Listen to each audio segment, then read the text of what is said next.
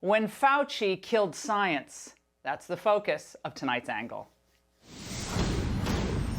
Now, during a global pandemic, he's had time to do every podcast, every live stream, and glitzy photo shoots, all of them under the sun. Yet, sadly, America's doctor hasn't joined us on the Angle for well over a year.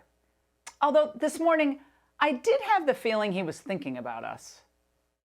If you are trying to, get at me as a public health official and a scientist, you're really attacking not only Dr. Anthony Fauci, you're attacking science. And anybody that looks at what's going on clearly sees that. You have to be asleep not to see that.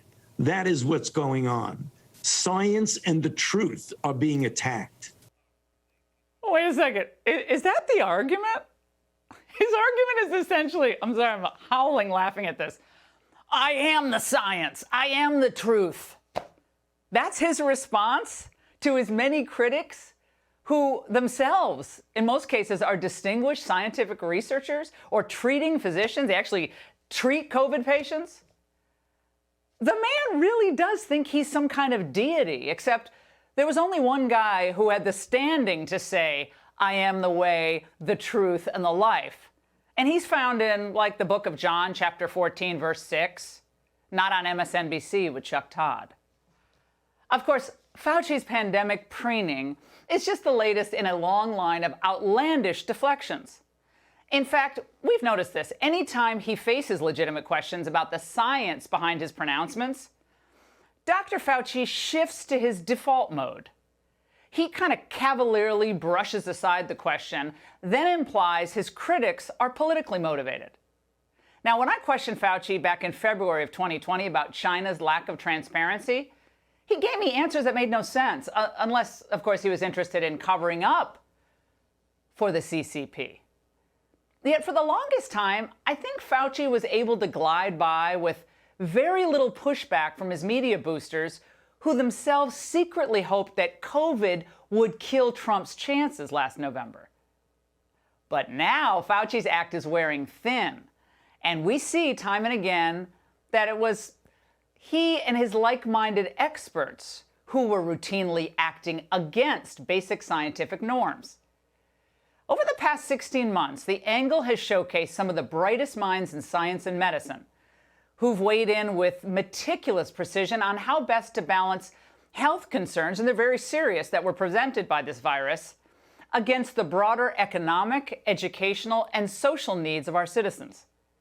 Treating physicians told us about effective ways to treat the virus early and cheaply. I think the safety of this cocktail of both hydroxychloroquine, specifically Zithromax and zinc, is very compelling and should reassure every American. It's very impressive. I think we need to give more hydroxychloroquine earlier to help the obese patients. We have to give that drug more and earlier. Cheap, generic, and around for, 70 years, hydroxychloroquine? But Fauci and his friends at Big Pharma and the media, they'd have none of it. Any and all of the randomized placebo-controlled trials, which is the gold standard of determining if something is effective, none of them had shown any efficacy for hydroxychloroquine. Hydroxychloroquine doesn't work. It doesn't work as a prophylactic. It doesn't work as an early treatment. It doesn't work as a late treatment. Hydroxychloroquine doesn't work, and the president just keeps coming back to it. Well, Captain Forehead was wrong, along with the rest. The data just published by Dr. Stephen Smith and another observational study released today show that Fauci's dissing of hydroxy likely cost countless lives here in the U.S. Are we talking we could have saved 10,000 lives? No, more than that, yeah, a lot more. 100,000? Yeah, I hate to say things like that, but yes. Then on herd immunity, Fauci admitted to lying about the threshold level for political reasons. He didn't want people to forgo mitigation or the vaccine, telling the New York Times last December, when polls said only about half of all Americans would take a vaccine, I was saying herd immunity would take 70 to 75%. Then, when newer surveys said 60% or more would take it, I thought, I can nudge this up a bit. So I went to 80, 85. This is stunning. So Mr. Science was not about science at all. It was about nudging. And on the issue of acquired or natural immunity, it's what you get when you're exposed to COVID. You produce T cells, antibodies, you contract the virus. Well, Fauci once again responds with dismissiveness. Vaccines are highly efficacious. They are better than the traditional response you get from natural infection. Oh my God. Wrong. In fact, a bombshell new study from the Cleveland Clinic covering over 52,000 employees, is that good enough for you, Anthony?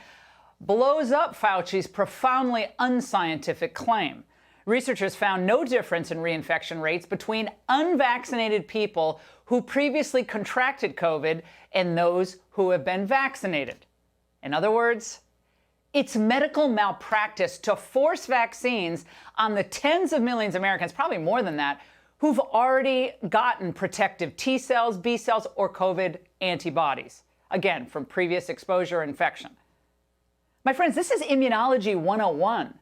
You learn this like in your first year in college if you're pre-med. One study showed people infected by the original SARS virus, just to remind you of all this, they still have T cell immunity 17 years later. That was the original SARS. Look, if we had an independent and honest media, this new Cleveland study would be leading every nightly newscast. But like Fauci, they've committed to the lie that every American must be vaccinated or be made into social pariahs. You can do what you want, but it doesn't mean you get to go on with your pre-pandemic life if you're not willing to carry your burden in society. I don't get why you would not take the vaccine. I don't understand this sort of macho thing about I'm not going to get the vaccine. I want you to be a patriot, protect other people. I say we need to shun those that refuse to get vaccinated. Speaking of vaccines, Fauci's also fighting the science on kids' vaccines and COVID. We hope that as we approach the end of this calendar year, we'll have enough information to vaccinate children of any age.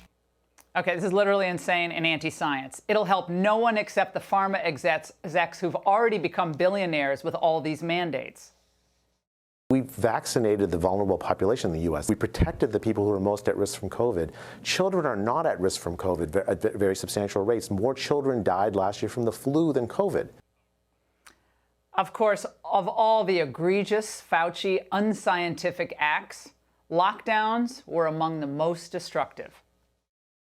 I would like to see a dramatic diminution of the personal interaction that we see. If you look at what happened in Europe when they shut down or locked down or went to shelter in place, they really did it to the tune of about 95+% of the country did that. We really functionally shut down only about 50%. Oh my God. Well, you checked out Europe's economy lately compared to ours? I honestly cannot believe how compliant Americans were for so long. There was literally zero science behind these orders. Remember, it was 14 days to slow the curve, save the hospitals. That was all out the window. And I'm not even speaking about our unconstitutional loss of personal liberty with little to no legislative oversight. Fauci, though, loved the way the blue states handled things. Remember the cozy relationship with the Cuomos?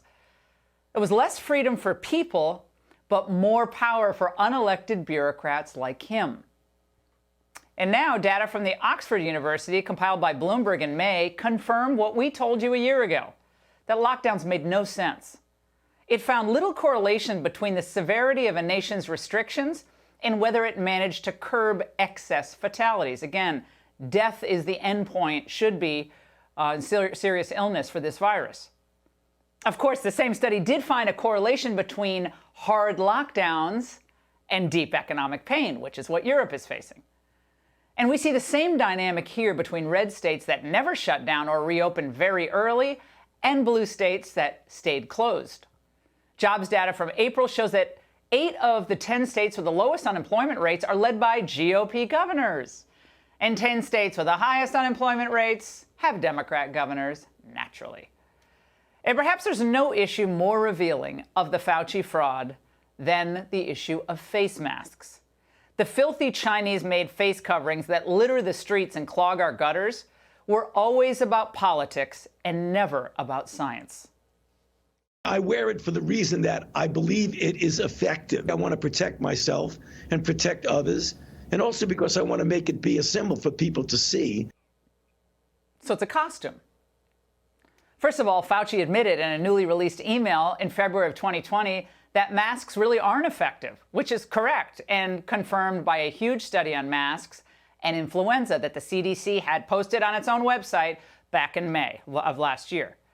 And another recent study from the University of Louisville points out that mask mandates and use are not associated with slower state-level COVID-19 spread during COVID-19 growth surges. But since Democrats and the media threw out science and facts, they threw it out long ago, we still get completely incoherent and unscientific recommendations like this one from Fauci's pals at the CDC. Athletic activities should be done outdoors when possible. Wear a mask outdoors when in crowded settings or during close contact, vigorous activity like playing sports. Zero evidence of the virus spreading efficiently outdoors, which we knew and told you a year ago. But the anti-scientists at the CDC and Anthony Fauci simply will not let this power go. There's too much political power at stake. And speaking of power, the entire field of public health has been sadly, and I think for a long, long time, compromised, if not forever, by the research dollars from pharma and also the influence of the CCP. And that means Fauci's still giving China the benefit of the doubt on the virus origins.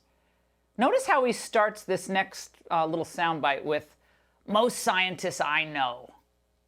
Most of the scientists that I know feel that way, that the most likely origin is a natural origin from an animal reservoir to human. However, we have not ruled out the possibility that there could have been a leak from the lab of them working on the virus. It could have been that someone was infected early on, they brought him into the lab, and it came out of the lab, but it was already out in the community. Wait a second. March of last year, 2020, they were saying there was no possibility that it was it came from a lab. Now they're like, oh, well, it could come from a lab. Which is it? Does he think we're total idiots, or is this how he does science? Rank speculation devoid of any serious genomic analysis that would come to expect of Mr. People magazine and aviator sunglasses. I've said it before and I'll say it again. Those emails are to Fauci in 2021 what the blue dress was to Bill Clinton in 1998. At one point, Fauci may have deserved to be called an esteemed scientist, but not now. He's a bureaucrat who pals around with global elites when he should be focused on the scientific process. It's long since past time for him to turn in his lab coat. And that's the angle. Hey, Sean Hannity here. Hey, click here to subscribe to Fox News YouTube page and catch our hottest interviews and most compelling analysis. You will not get it anywhere else.